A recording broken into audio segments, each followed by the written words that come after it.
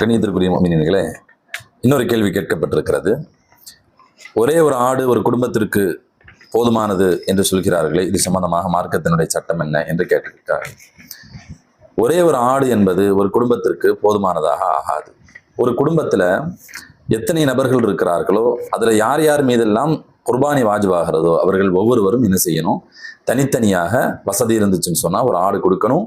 அல்லது அவர்கள் குறைந்தபட்சம் 7 நபர்கள் கூட்டு சேரக்கூடிய ஒட்டகத்திலேயோ அல்லது ஒரு மாட்டிலேயோ என்ன செய்யலாம், ஏதாவது ஒரு கூட்டில் அவர்கள் சேர்ந்து கொள்ளலாம்.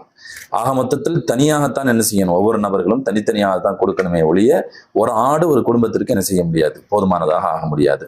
உதாரணமாக ஒரு குடும்பத்துல ஒரு 10 நபர்கள் இருக்கிறாங்க அப்படின்னு சொன்னா அதுல 5 நபர்கள் அவங்க ஜக்காத்து கொடுக்கக்கூடிய அளவிற்கு உண்டான அந்த நிசாபை அவர்கள் பெற்றிருந்தால் பிறை 10, 11, 12 இந்த 3 நாட்கள் 68,000 ரூபாய் தன்னுடைய கையில் அவங்க கையில பணமாகவோ பொருளாகவோ எப்படி இருந்தாலும் சரி, தன்னுடைய தேவைகள் போக 68,000 ரூபாய் கையில பணமாகவோ பொருளாகவோ எப்படி இருந்தாலும் அவர்கள் குர்பானி அவர்கள் மீது வாஜிபாகி விடுகிறது.